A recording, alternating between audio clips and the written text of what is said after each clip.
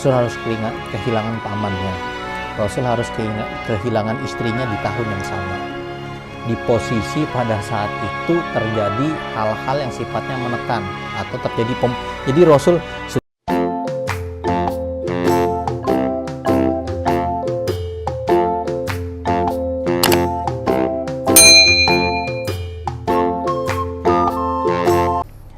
Oke, assalamualaikum warahmatullahi wabarakatuh. Kembali lagi di channel apa? Rumah Ade dan Fitri.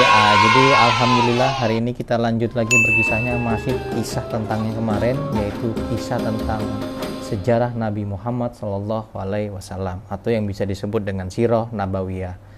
Jadi hari ini kita akan berlanjut lagi berkisahnya, di mana di cerita yang kemarin itu kaum muslimin diboikot. Jadi si Abu Jahal tidak hilang akal setelah yang pertama hijrah ke Habasyah, masuknya dua orang besar, Hamzah dan Umar. Yang ketiga, mereka memboikot dengan cara memboikot apa? Tidak memberikan makanan, tidak melakukan jual beli, dan memutuskan tali hubungan saudara pada saat itu dengan tidak mengunjungi sesama sanak saudara pada saat itu. Nah, namun di akhir kisah kemarin ada Hisham bin Amru yang sudah tidak tahan melihat penderitaan kaum muslimin pada saat itu karena banyaknya anak-anak yang kelaparan dan mulai menangis, dan mereka hanya bisa memakan apa? Daun-daun yang berduri dan kulit yang disamak atau kulit-kulit binatang yang sudah kering lalu direbus dan digoreng lagi. Nah, si Hisham bin Amru ini yang juga mempunyai kerabat di posisi atau di kaum muslimin itu tidak tega untuk melihat penderitaannya kaum muslimin, dan beliau berinisiatif untuk membatalkan perjanjian itu. Nah, apakah yang terjadi? Apakah inisiatif dari Hisham bin Amru ini bisa terjadi dan perjanjian itu batal, dan apakah Abu Jahal itu mau membatalkannya? Nah, kita akan cerita di kisah selanjutnya. Namun untuk terus mendukung channel ini, jangan lupa klik tombol subscribe di bawah dan nyalakan loncengnya untuk terus mendukung channel Rumah Ade dan Fitri dan mendapatkan notifikasi dari channel tersebut. Jadi mungkin kita tidak berlama-lama, kita langsung saja ke cerita. Namun sebelum ke cerita, kita buka dengan baca apa? Bismillahirrahmanirrahim. Nah, di cerita selanjutnya ini berjudul tentang ketabahan. 3 tahun sudah Bani Hashim dan Bani Abdul Muthalib terasing, yaitu yang kemarin diceritakan di cerita yang kemarin. Mereka mengalami kekurangan makanan dan pakaian, tentu saja karena mereka dilarang untuk berjual beli, dilarang untuk berdagang, bahkan sanak saudaranya itu dilarang untuk mengunjungin, seperti itu. Perlahan Allah mulai membuka hati orang Quraisy. Jadi Allah mulai membuka hati-hati orang Quraisy pada saat itu. Hisham bin Amru yang sering mengantar makanan kepada Bani Hashim mulai bergerak. Diam-diam dia menemui Zuhairi bin Abi Umayyah. Ibu Zuhairi adalah Atikah bin Abdul Muthalib. Nah, setelah berhasil membujuk Zuhairi, Hisham bin Amru menemui Mutim bin Adi. Lalu dia membujuk Abul Bakhtari. Terakhir dia berhasil membujuk Jam'ah bin Al-Aswad. Mereka berlima bertemu di Hujun dan bersepakat untuk membatalkan perjanjian. Nah, bagaimana inisiatif dari Hisham bin Amru ini menggalang kekuatan dan berbicara kepada kaum musyrikin pada saat itu untuk membatalkan perjanjian pemboikotan itu terhadap kaum muslimin, seperti itu. Siasat pun diatur. Esoknya mereka menyampaikan kepada khalayak Zuhairi yang memulai, "Wahai penduduk Mekah, apakah kita akan bersenang-senang sedangkan Bani Hashim kita biarkan celaka? Demi Allah, saya tidak akan duduk sebelum menyobek perjanjian itu." Nah, jadi Zuhairi itu mengatakan seperti itu. Walaupun di sisi hati mereka berbeda, di sebelah sana kaum muslimin yang mereka juga masih musyrikin, kaum Quraisy musyrikin, mereka juga tidak rela melihat sanak saudara atau kerabat keluarga mereka yang satu kampung untuk diperlakukan seperti itu. Jadi kaum muslimin ini diperlakukan di posisi satu kampung, jadi bukan berbeda kampung. Beda kalau halnya berbeda kampung, tapi di suatu kampung yang sama itu diperlakukan pemboikotan, yaitu tidak ditegur, tidak boleh berdagang, tidak menginterkan makanan, bahkan memutuskan hubungan, tidak boleh mengunjungi keluarga sanak saudara, gitu loh.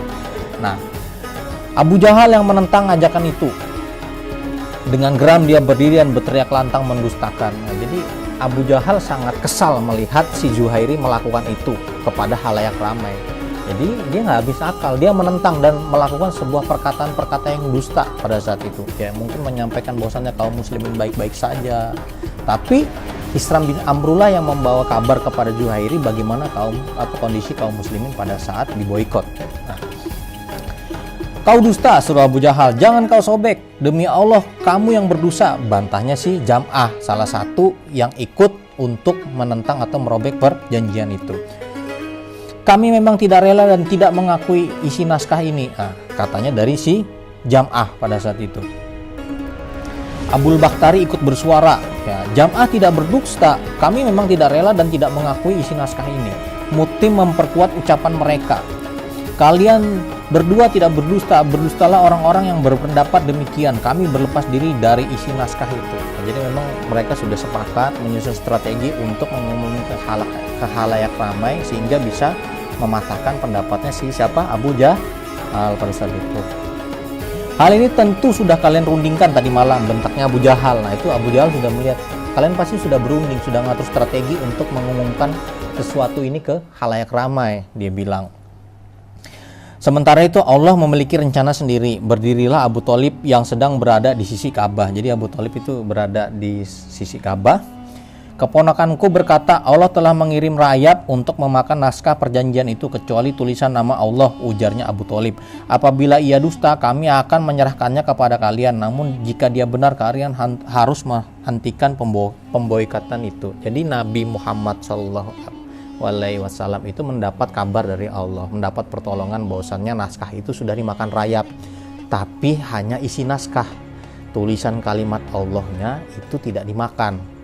Nah, Abu Thalib bertaruh kepada si Abu Jahal, kalau memang Nabi Muhammad atau keponakanku itu berbohong, maka aku akan menyerahkan Muhammad kepada kalian, tapi jika tidak, maka sobek atau batalkanlah perjanjian ini. Itu ibaratnya taruhannya si paman Abu Thalib. Tapi bagaimana seorang Nabi Al-Amin yang digelar sangat dipercaya, tidak mungkin Rasul memberitakan sesuatu yang bohong pada saat itu. Orang-orang yang berkumpul menganggukkan kepalanya dan bergumam, Anda telah berlaku adil. Mutim bangkit mendekati naskah itu, benarlah rayap telah memakan kertasnya kecuali tersisa tulisan Bismika Allahumma. Jadi tulisan Bismika Allahumma, jadi hanya tersisa tulisan Bismika Allahumma. Si Mutim itu mendekatkan, membuktikan betul nggak naskah yang ada di sisi Ka'bah ini sebagian tulisannya sudah dimakan rayap. Ternyata betul, hanya tersisa tulisan Bismika Allahumma. Seperti itu. Berakhirlah pemboikotan. Bani Hashim dan Bani Abdul Muthalib keluar dari tanah pengasingan dengan berbaris rapat dan berlari kecil. Mereka tidak boleh menambahkan kelemahan kepada kaum musyrikin. Nah, jadi ketika pemboikotan itu selesai, para kaum Bani di sini disebutkan Bani Hashim dan Bani Muthalib itu keluar dari tanah pengasingan. Jadi keluar dari tanah pengasingan, mereka tidak boleh, bukan tidak boleh sih, mereka tidak ingin menunjukkan seolah-olah ketika mereka diasingkan mereka lemah. Jadi mereka tetap tegap berlari, ya seolah-olah sabar, yang diceritakan di kisah kemarin kan, itu sabar untuk membuktikan kepada Abu Jahal untuk kami ini kuat, seperti itu. Nah, pada saat itu, nah, berakhirlah pemboikotan. Nah, namun rupanya hanya sesaat kegembiraan itu dirasakan Rasulullah SAW dan kaum muslimin. Berapa bulan kemudian Abu Thalib sang paman, sang pembela sakit parah. Pemboikotan selama 3 tahun rupanya makin melemahkan tubuhnya. Jadi rupanya setelah selang tidak lama, ya kan, beberapa bulan kemudian Abu Thalib ini sakit parah dan kemudian nanti dia akan meninggal.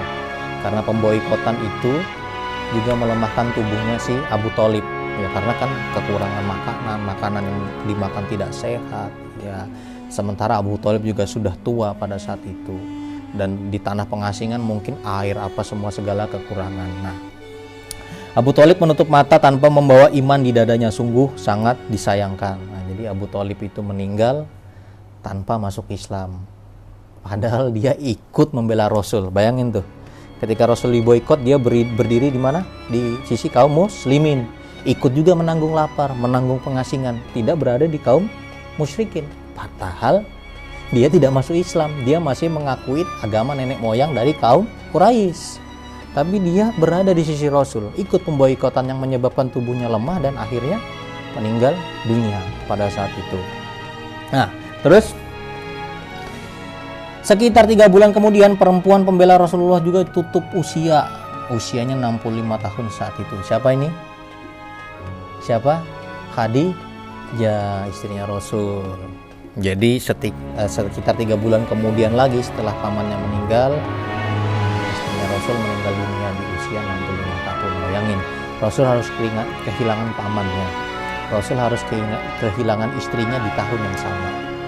Di posisi pada saat itu terjadi hal-hal yang sifatnya menekan atau terjadi jadi Rasul sudah diboikot. Setelah keluar boikot harusnya bahagia, malah pamannya meninggal. Tidak lama Khadijah juga radhiyallahu an meninggal pada saat itu. Nah, seperti itu. Terus Rasulullah sangat sedih. Tahun ini dinamain Amul Husni, yaitu tahun duka cita. Begitu beratnya rasa ditinggal 2 orang yang dicintai, ditambah lagi permusuhan dan kebencian Quraisy kepada beliau makin menjadi. Setelah ini apakah Allah Subhanahu wa taala akan memberikan kabar gembira kepada Rasulullah? Jadi tahun itu disebut tahun duka cita, Amul Husni. Jadi 2 orang meninggal sekaligus dalam tahun yang sama. Keluar pemboikotan, 2 orang pada saat itu meninggal. Nah, seperti itu. Siapa? Pamannya Abu Thalib dan istrinya Khadijah. Nah, terus apakah pertolongan Allah berikutnya akan datang? Apakah Allah akan memberikan kabar gembira pada saat itu? Nah, setelah ini apakah Allah Subhanahu wa taala akan memberikan kabar gembira kepada Rasulullah sallallahu alaihi wasallam? Nah, apa yang terjadi? Kita akan cerita di kisah selanjutnya. Tidak boleh larut dalam kesedihan. Kita pasti pernah bersedih, ya kan? Kita pasti pernah bersedih. Semua orang pasti pernah bersedih. Namun kita tidak boleh berlebihan dan larut dalam kesedihan. Jika kita berada di atas kebenaran, Allah Subhanahu wa taala pasti bersama kita. Dia akan menghapus kesedihan kita dan menghibur hati kita dengan nikmatnya. Jangan engkau bersedih, sesungguhnya Allah bersama kita. Surat At-Taubah, surat 9 ayat 40. Jadi ini ada di kisah-kisah sebelumnya. Bagaimana pada saat itu ketika kakeknya Rasul meninggal, Rasul bersedih. Dan itu efek normal dari seorang manusia, ya kita lah. Kalau misalkan kayak Ali, Umar, Aisyah itu bersedih. Misalkan kalau pas misalkan Umi sakit atau adik sakit, itu wajar bersedih. Terus bagaimana orang-orang yang kita cintain itu meninggal dunia, itu pasti bersedih, wajar. Tapi kita tidak boleh berlarut. Sesungguhnya janganlah engkau bersedih, sesungguhnya Allah bersama kita. Jadi masih ada Allah bersama kita. Jadi jangan bersedih. Nah, jadi seperti itu. Nah, ini ada pelajaran bahasa Arab, ada kalah, bahagia dan sedih. Nah, coba dilihat.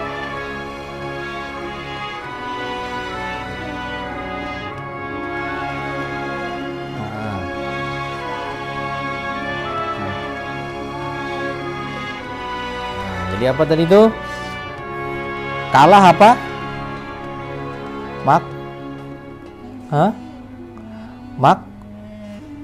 Maklubun. Ya, bahagia apa? Sa'idun. Sedih apa? Hazibun. Nah, jadi seperti itu. Jadi bagaimana luar biasanya kalau kita berpikir perjuangan Rasul pada saat itu. Ketika pertama kali dilantik menjadi Rasul, berdakwah, tantangan dakwah yang luar biasa, mulai mereka mendapatkan siksa fisik, harus hijrah ke Habasyah. Setelah itu kembali